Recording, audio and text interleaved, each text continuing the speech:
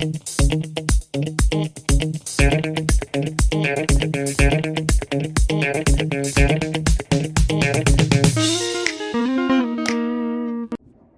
there, it's me again.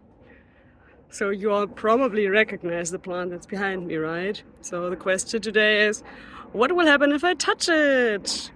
Although that one is too easy, right? So let's look at another question that might be a little bit more interesting.